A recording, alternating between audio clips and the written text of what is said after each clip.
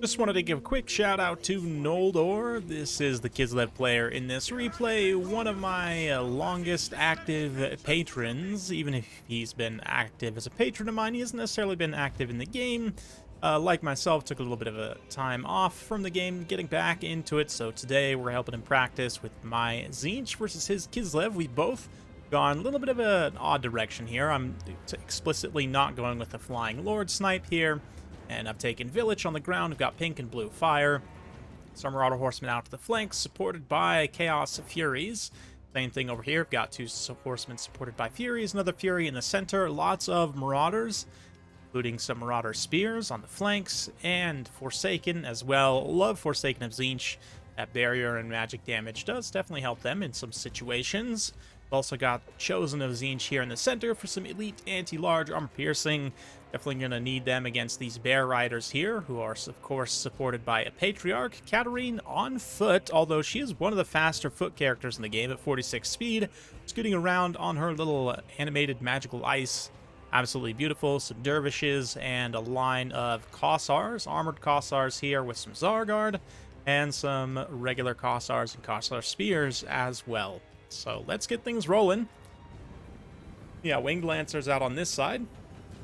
And I'm going to be skirmishing immediately with them, with those Marauder Horsemen, doing a little bit of damage, perhaps dropping the Furies into coverage, try and bait out some engagement. Same thing over here, just kind of baiting a little bit with these Marauder Horsemen, trying to draw some cavalry out into a favorable position where I can perhaps collapse with some Furies and some other units. We're going to perhaps get things going a little bit early here. Ice Sheet also being used by my opponent. Noldor doing a nice job debuffing my cavalry's speed, so I can't get away. So I choose to just take this engagement anyway, and we end up doing quite a bit of damage. Just about finish off one dervish, but of course, by our blood procs, that means that these Kislev units are not going to rout. And we're also getting the mainline engagement underway to a degree.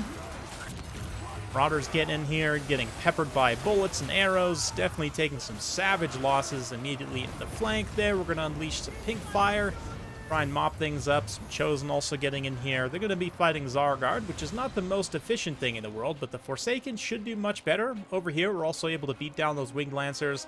Did cost me some HP off of my Marauder Horsemen, but that's just fine. Checking back in on this other side, the support Forsaken and Marauders are just about in position. We can deploy them, start to push away these Warbear Riders and everything else. Developed quite a bit of value to try and overload on this side, but that does mean I'm relatively weak in the center.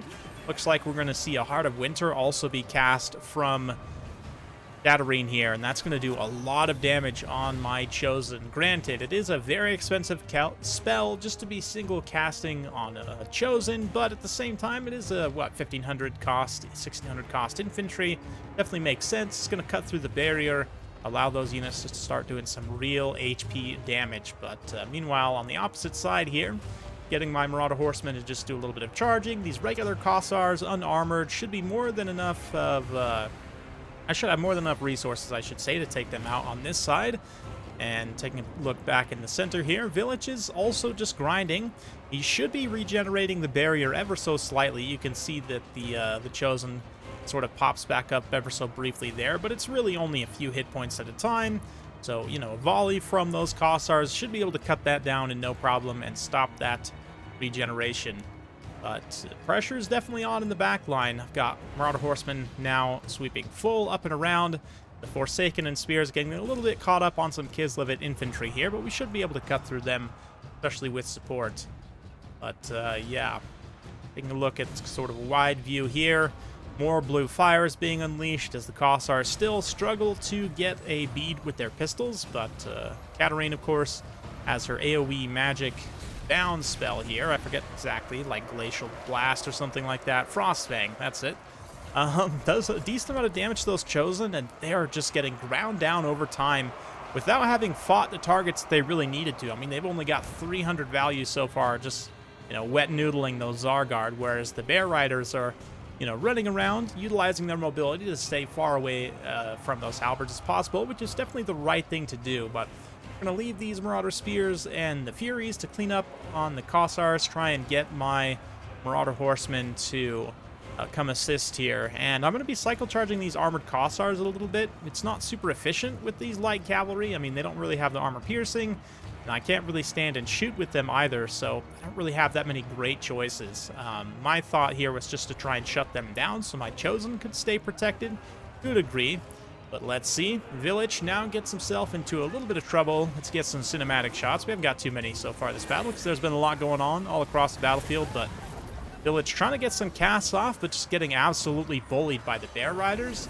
And again, my own sloppy micro with these Chosen, not issuing an attack order to come support to fight these Warbear Riders. We do have some Forsaken moving in as well, and the Marauder Horsemen are trying to get in a position to throw their javelins at the Warbear Riders, but we'll see. Definitely is not looking great so far. In the back line, though, Forsaken finally finishing off these armored Kossars and Kossars. The Furies also have lasted quite a long time for myself, which I am pretty pleased with, I have to say. Usually I tend to ham-fist Furies directly into their deaths, so nice to see that's not the case this time. Village gets matched up 1v1 against Patriarch and his bear, and the bear's mass and armor piercing damage is actually going to be a problem for Village, although he does have relatively better combat stats. I mean, 59 attack is pretty close to the same, but much better melee defense here, and I think he'd be more than a match for the Patriarch. But the mass of the bear, you'll see Village getting bullied a little bit, especially if Katarin chooses to come 2v1. But again, Chosen just continuing to grind out those Zargard, who are now getting healing from the Patriarch to sustain even longer in combat. Patriarch with multiple healing effects, of course, one of the most powerful items in the game, in Daw's Brazier, and that Salyak's Lullaby, which Noldor has used already 3 times, gotten quite a bit of value from it, no doubt. Warbear Riders finally going down, but my one healthy Forsaken here is going to face a nasty Heart of Winter that may also catch some of these other units here. It's hard to say. But, yeah, it's starting to do some significant damage. They also dropped their attack order. Should be collapsing to try and help finish off the Zargard. But look at this. Village just getting bullied by the Bear Patriarch and Katarin, of course, as well. Now 2v1. It's definitely not a character fight that Village will excel at. A little backstab with the ice there. Most dishonorable from the Ice Queen there. Patriarch also ends up taking quite a bit of damage, especially as the Chosen finally start to turn their attacks towards him. But Katarin with the additional AoE magic damage here, dropping some more hot, or rather cold explosions, ice cold explosions. Myself there finally using that army ability. Probably should have been spamming that army ability more on Katarin, and just in general I could have been spamming that magic missile on her as well, to a degree. I mean, certainly Village had a hard time getting a clean sight picture on her, if you will, but it's still very, very close at this point. The Forsaken charging in, finishing off these armored Kossars. Basically, my thought here is if I could just defeat everything else and isolate Tsarina in the late game, right, then we should be able to finish off Katarin just based purely on leadership. But then again, her leadership is very strong, and she's no pushover. 50 attack, 45 defense, 400 weapon strength for a character on foot is actually pretty decent. I mean, she is certainly a solid combatant overall. And with the Patriarch now coming back from route, he can get in and heal her. Oof, it's not looking good for me, guys, in this late game here as my steam starts to run out, if you will. Forsaken finishing off some units, and we have, you know, completely killed off a lot of these armored Kossars, cleaned up a lot of the support staff, if you will. But poor Village just getting chased down by the angry Bear Patriarch. We're going to temporarily try and interrupt him with the Marauders, but Village gets tossed in those sacks of grain right there, and that's going to be the end of him. And with his death, my entire army pretty much chain routes at the same time, other than some trusty Forsaken here. So we'll keep them fighting. Fast forward a little bit as they face their doom, charge them into these Kossars here. Armored Kossars do get devoured by the Forsaken. I have to say, I'm very happy with how they performed overall in this battle. They've cleaned up tons and tons of units, but unfortunately, it's just not quite enough.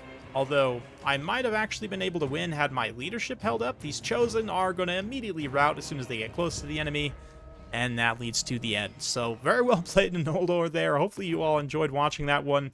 It was a nice back and forth, you know. I was feeling pretty comfortable at times, but then suddenly village started getting hardcore bullied by that patriarch, and things just kind of fell apart from there.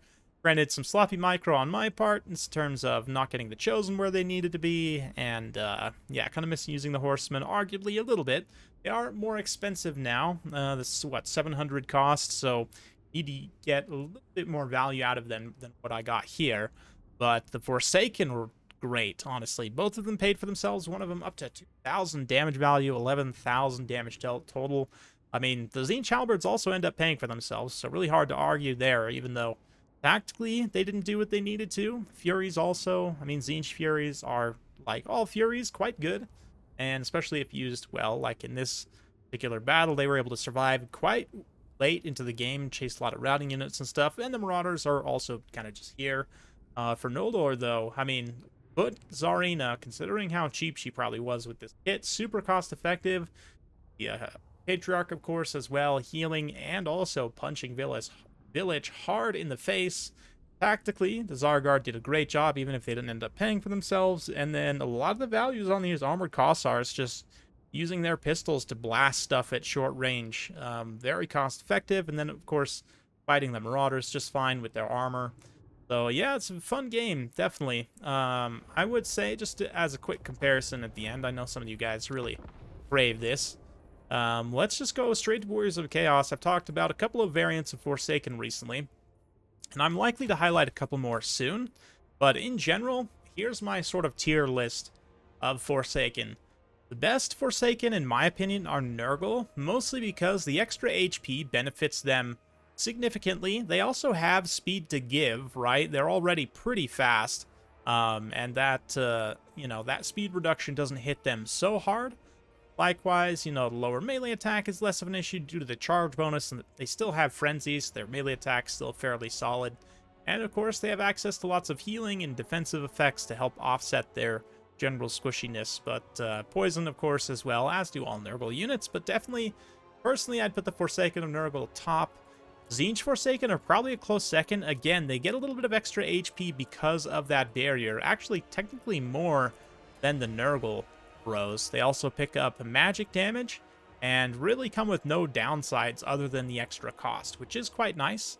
The Slaanesh guys technically have a lower charge bonus, but they do have devastating flankers, so you can get these guys into the side or rear. They are hilarious. They also have Strider and even faster speed than the regular Forsaken, so these guys are pretty good as well. Physical resistance 10% also helps them out, basically gives them an extra 700 HP against physical attacks, right? So pretty much on par with these other three. I don't know, maybe I'd have to do some direct comparisons. They might be better than the Tzeentch bros in specific circumstances.